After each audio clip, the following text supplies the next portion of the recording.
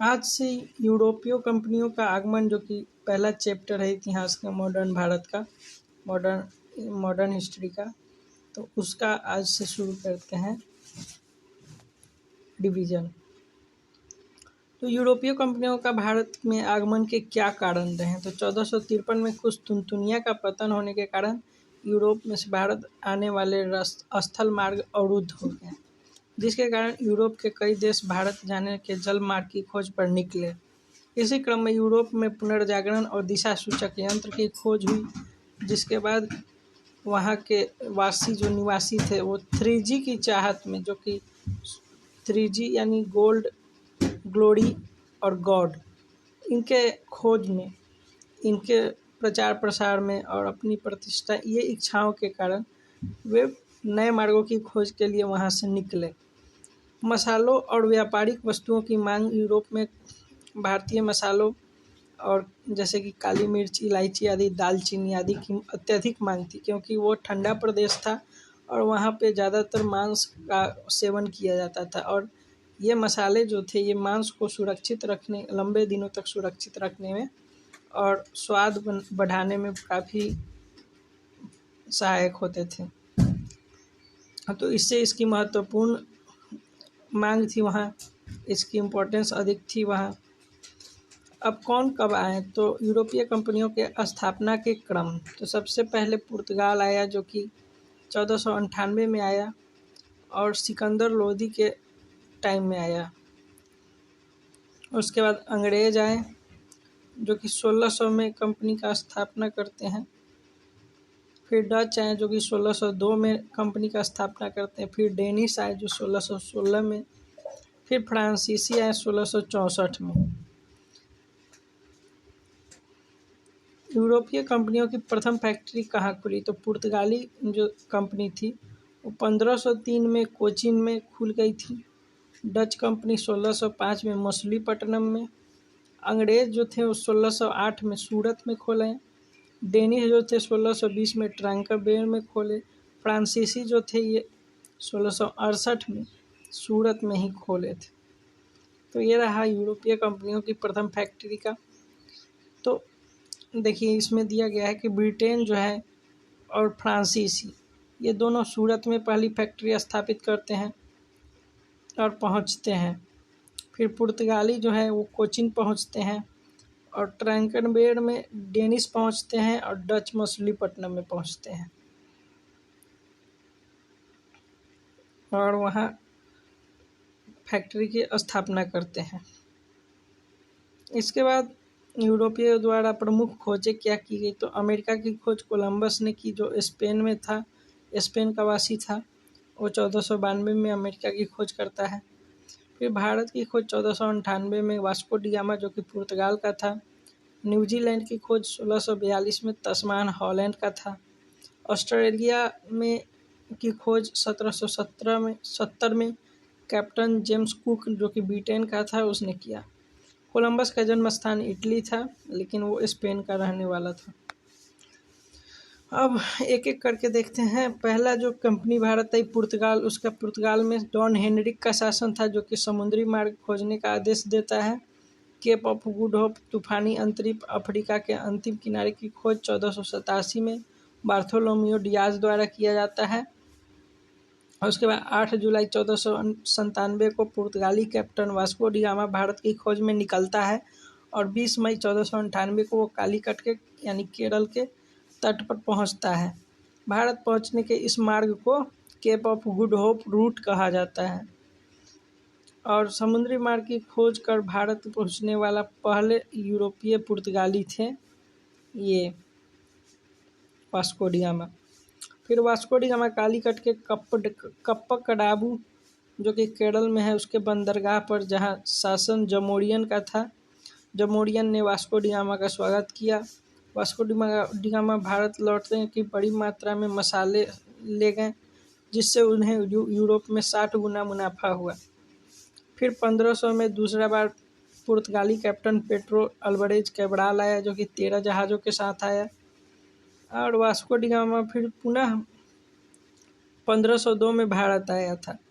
और फिर पुर्तगालियों ने अपनी पहली फैक्ट्री 1503 में कोचीन में और दूसरा 1505 में कन्नूर में स्थापित की। वास्को डी गामा तीसरी बार 1524 में पुर्तगाली गवर्नर बनकर आया, लेकिन दिसंबर 1524 में उसकी मृत्यु हो गई और भारत में ही उसका कोचीन में दफना दिया गया। पुर्तगाली गवर्नर कौन कौन थे ये देखते हैं। तो फ्रांसिस्को डी अल्मेड़ा पहले पुर्तगाली गवर्नर थे जो 1505 से 1509 तक रहे।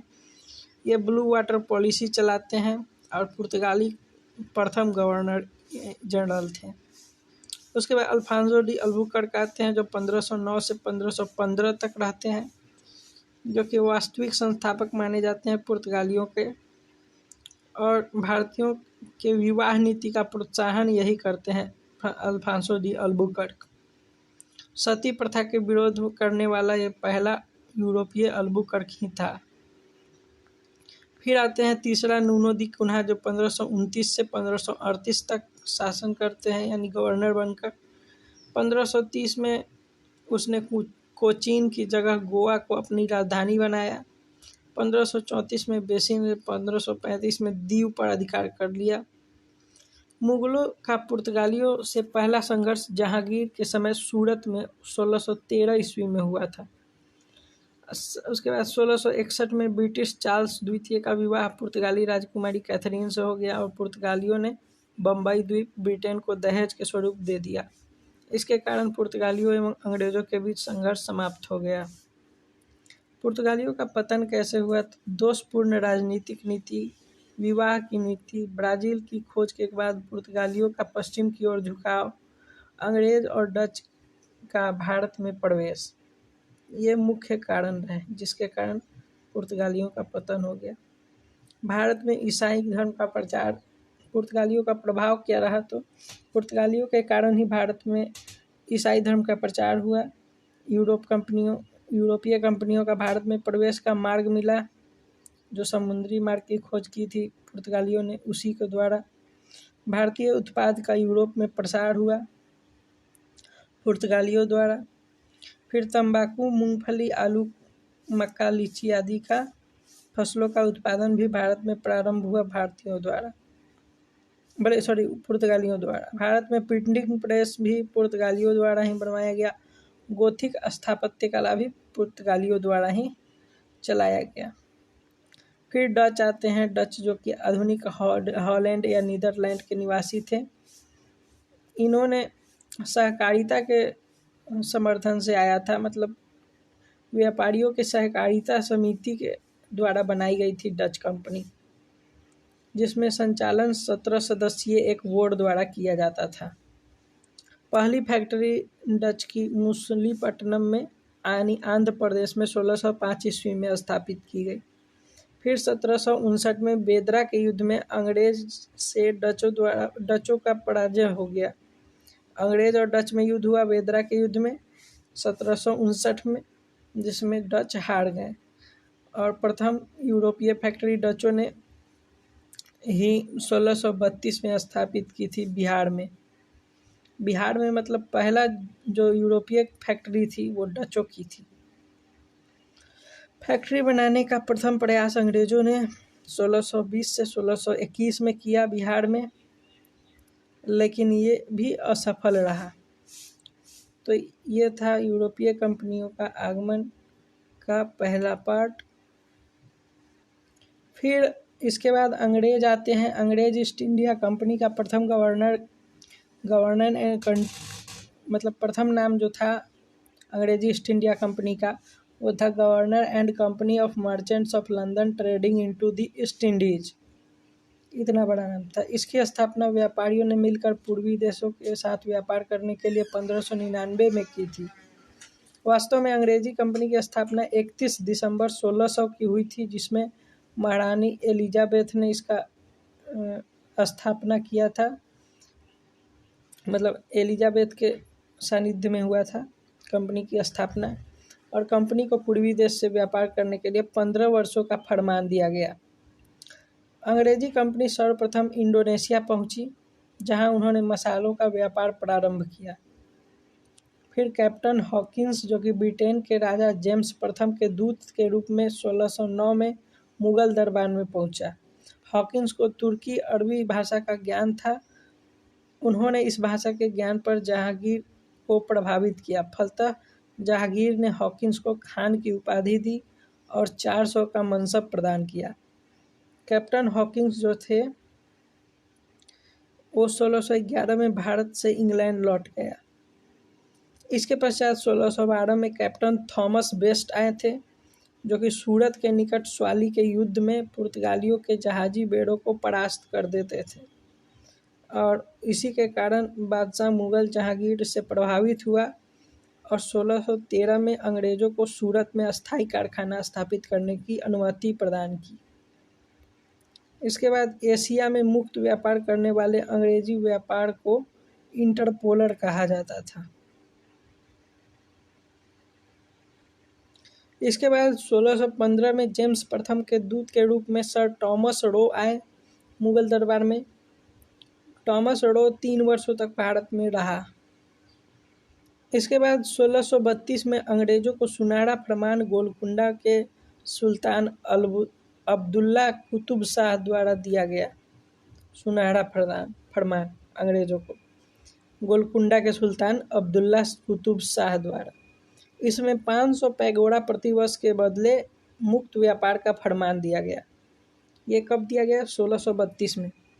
और फिर 1661 में चार्ल्स द्वितीय, जो कि वहाँ के राजा थे, कंपनी द्वारा मुद्रा ढालने और किला बनाने और राज्य से संधि करने और न्याय कार्य करने आदि का अधिकार प्रदान किया। चार्ल्स द्वितीय ने, जो कि ब्रिटेन के राजा थे, उन्होंने कंपनी को ये अनुमति दी।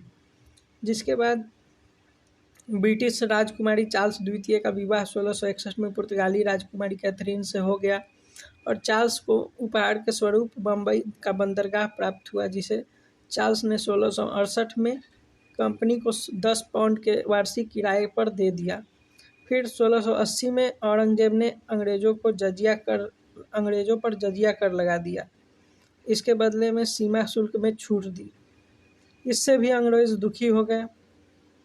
जजिया कर के कारण ताप्ती नदी के मुहाने पर 1688 ईस्वी में सूरत के गवर्नर सर जॉन चाइल्ड द्वारा मुगल जहाज़ों को लूट लिया गया और इसी के कारण औरंगजेब इसके विरोध में पटना, कासिमपुर, मछलीपट्टनम, सूरत आदि कोठियों पर अंग्रेजों से छीन ली और अपना अधिकार कर लिया।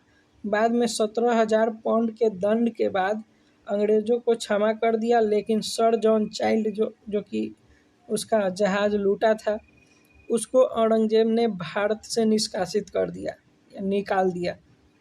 उसके बाद 1687 में कंपनी का मुख्यालय सूरत से बम्बई ला दिया गया और इसे अंगियार द्वारा विकसित किया गया। फिर 1599 में स्थल मार्ग द्वारा भारत आने वाला प्रथम अंग्रेज मिल्डेन हॉल था, जो कि स्थल मार्ग द्वारा आया था और बाकी अंग्रेज तो बाद में आए। अब मुगल शासक फारुखसियर ने फिर 1717 में अंग्रेजों को अधिकार पत्र दिए, जिसे मैग्ना कार्टा कहा गया। मैग्ना कार्टा में अंग्रेजों को क्या अधिकार दिए गए? तो कंपनी को बंगाल राजस्व वसूली का अधिकार दिया गया। 3,000 रुपये वार्षिक कर के बदले बंगाल से मुक्त व्यापार की छूट दी गई।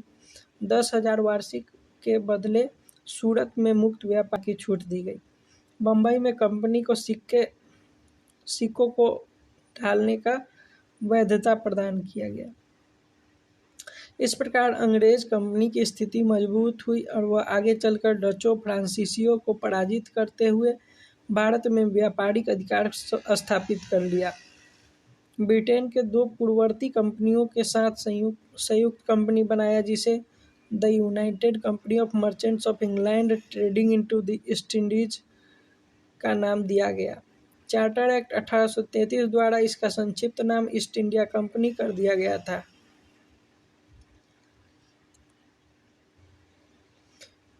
फिर जॉर्ज सरमल जो है हैमिल्टन चिकित्सक फारुखसियर की बीमारी को ठीक करता है और इससे खुश होकर फारुखसियर ने 1717 का फरमान जारी किया था।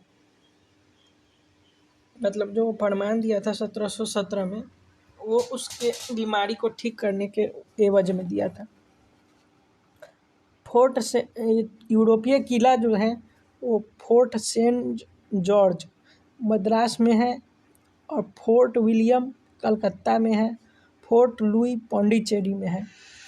फोर्ट लुई जो है फ्रांस का है बनाया गया, फोर्ट विलियम और फोर्ट सेंट जॉर्ज ये मद्रास और कलकत्ता में जो है ये ब्रिटेन का बनाया हुआ है।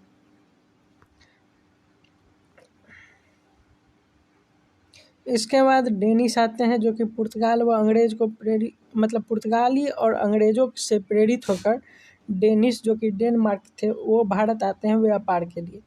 डेनिश व्यापारिक कंपनियों की स्थापना 1616 में हुई और उन्होंने अपनी प्रथम फैक्ट्री 1620 में ट्रांकेबड़ में खोली जो कि तमिलनाडु में स्थित है।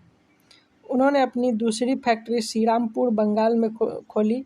डेनिश अंग्रेजों से प्रतिद्वंद्विता एवं कूटनीति के सामने भारत में नहीं टिक पाए और 1845 में उन्हें अपनी सभी फैक्ट्रियों अंग्रेजों को बेचकर भारत से चले गए। उसके बाद फ्रांसीसी आते हैं। फ्रांसीसी यूरोपीय कंपनियों में सबसे अंत में भारत आए। लुई 14वां के समय कोलबर्ट फ्रांसीसी मंत्री के प्रयासों से 1664 ईस्वी में फ्रेंच ईस्ट इंडिया कंपनी की स्थापना हुई। 1667 में फ्रांसिस केरॉन या फ्रांको केरो के नेतृत्व में फ्रांसीसी दल भारत आया। 1668 में प्रथम फ्रांसीसी फैक्ट्री की स्थापना सूरत में की गई और फ्रांसिस्की केरो जो थे वो भारत के फ्रांसीसी बस्तियों का वास्तविक संस्थापक माना जाता है। फ्रांसीसियों ने मद्रास के पास पौंडीचेरी को 1674 में विकसित किया तथा वहां फोर्ट लुई किला का निर्माण करवाया। भारत में फ्रांसीसियों का मुख्यालय पौंडीचेरी में था तथा मछलीपट्टनम, काराकईल, माहे, चंद्रनगर, सूरत इनके कार्यालय रहे। भारत में विभिन्न कंपनियों का जाने का क्रम सबसे पहले डच गए, उसके बाद डेनिश, उसके बाद ब्रिटिश, उसके बाद फ्रांस, उसके बाद पुर्तगाली सबसे लास्ट में गए। उसके बाद आंग्ल फ्रांसीसी युद्ध हुआ जो कि कर्नाटक युद्ध के नाम से जाना जाता है। प्रथम कर्नाटक युद्ध अडयार का युद्ध कहा जाता है, वो ऑस्ट्रिया के उत्तराधिकार के युद्ध के कारण हुआ। 1748 से 48 तक चला। इसकी संधि एला सापेल की संधि हुई के द्वारा किया गया, एला सापला। द्वितीय कर्नाटक युद्ध जो कि अंबुर का युद्ध कहा जाता है, वो कर्नाटक युद्ध कर्नाटक और हैदराबाद के उत्तराधिकार के लिए दो गुटों को द्वारा किया गया था। 1794 ईस्वी से 54 ईस्वी तक। पौंडीचेरी की संधि जो है 1755 ईस्वी में हुई। उसके बाद तृतीय कर्नाटक युद्ध वांडीवास का युद्ध होता है 1756 से 63, सप्तवर्षीय युद्ध जो कि पेरिस की संधि द्वारा समाप्त होता है। अब एक एक करके देखते हैं। जैसे 1453 में कुस्तुनतुनिया का पतन होता है। उसके बाद बार्थोलोमियो डियाज द्वारा केप ऑफ गुड होप की खोज की जाती है। वास्को डी गामा द्वारा भारत की खोज की जाती है। उसके बाद और फिर पुर्तगालियों द्वारा कोचीन में प्रथम फैक्ट्री स्थापित किया जाता है। पुर्तगालियों द्वारा कन्नूर में दूसरी फैक्ट्री स्थापित किया जाता है। फिर चौल का युद्ध होता है 1508 में। उसके बाद दीन के युद्ध में अल्मीरा द्वारा मिस्र, तुर्की एवं गुजरात के संयुक्त सेना को हरा दिया जाता है 1509 में। अल्बुकर्क द्वारा गोवा पर अधिकार कर लिया जाता है 1510 में। फिर नीनो दी कुन्हा द्वारा गोवा पर राजधानी बनाया जाता है 1530 में। और गोवा में पुर्तगाल की वापसी 1961 में होती है। गोवा से उसको भगाया जाता है। फिर डच कंपनी के संबंध में घटनाक्रम तो 1596 में डच यात्री कॉर्नेलियस हर्टमैन की सुमात्रा की यात्रा के द्वारा आया। और उसका यूनाइटेड ईस्ट इंडिया कंपनी जो कि नीदरलैंड में स्थापित हुई वो 1602 में हुई। डचों द्वारा मछलीपट्टनम में प्रथम फैक्ट्री 1605 में स्थापित की गई। फिर बेदरा के युद्ध में अंग्रेजों द्वारा डचों का पतन हो गया 1759 में। फिर ब्रिटिश का क्या हुआ तो 1599 में स्थल मार्ग द्वारा व्यापारी मिल्टन हॉल भारत आया। अंग्रेजी व्यापारिक कंपनी मर्चेंट एडवेंचर इंक की स्थापना 1599 में हुई। अंग्रेजी ईस्ट इंडिया कंपनी की स्थापना 1600 में हुई। प्रथम अंग्रेजी यात्री हॉकिंस का भारत में आगमन 1608 में हुआ। फिर अंग्रेजी द्वारा अस्थायी फैक्ट्री सूरत में स्थापित की गई 1608 में, और अंग्रेज द्वारा मछलीपट्टनम में द्वितीय फैक्ट्री की स्थापना 1611 में की गई। सर टॉमस रो जहांगीर के दरबार में आया 1615 में। उसके बाद गोलकुंडा के शासक अंग्रेजों को सुनहरा फरमान देते हैं 1632 में। चार्ल्स द्वितीय की राजकुमारी कैथरीन से विवाह होती है 1661 में। फिर 1680 में अंग्रेजों पर जजिया कर लगाया जाता है औरंगजेब द्वारा 1680 में, और औरंगजेब एवं सर जॉन चॉर्ल्स के बीच संघर्ष होता है 1688 में, और मुगल शासक फारूक सियर का शाही फरमान 1717 में दिया जाता है। उसके बाद डेनिश तथा फ्रांस के साथ घटनाक्रम। तो डेनिश व्यापारिक कंपनी की स्थापना होती है 1616 में। फिर डेनिश व्यापारिक प्रथम कोठी ट्रैंकबेर में 1620 में स्थापित होती है। डेनिश कंपनी द्वारा भारत में प्रथम फैक्ट्री अंग्रेजों को बेच दी जाती है 1845 में। फ्रांसीसी ईस्ट इंडिया कंपनी की स्थापना 1664 में होती है। फिर फ्रांसीसी का प्रथम व्यापारिक कोठी सूरत में स्थापित करता है 1668 में। फिर पांडिचेरी का पूर्ण नियंत्रण करता है 1674 में। प्रथम कर्नाटक युद्ध होता है 46 से 48 में, 1746 से 1748। फिर अडयार का युद्ध होता है डुप्ले एवं कर्नाटक के नवाब अनवरुद्दीन के मध्य, सेंट थॉमे युद्ध जिसको कहते हैं, यह 1748 में होता है।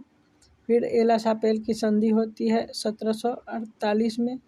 अम्बूर का युद्ध होता है 1749 में। डुप्ले की फ्रांस वापसी होती है 1754 में। पांडिचेरी की संधि होती है 1755 में। तृतीय कर्नाटक युद्ध 1756 से 63 में। वांडीवास का निर्णायक युद्ध 1760 में। पेरिस की संधि जो कि तृतीय कर्नाटक युद्ध की समापन होती है 1763 में। फिर पांडिचेरी से फ्रांस की वापसी होती है 1954 में। अन्य तथ्य में देखें तो 1690 में जॉब चार्नक ने सूतानती के अंग्रेजों की कोठी स्थापित की। अंग्रेजों को 1696 में शोभा सिंह के विद्रोह के कारण सूतानती में किलाबंदी करने का अवसर मिल गया। ये अन्य तथ्य उतना इम्पोर्टेंट नहीं है। और उसके बाद अब पढ़ेंगे मुगल काल।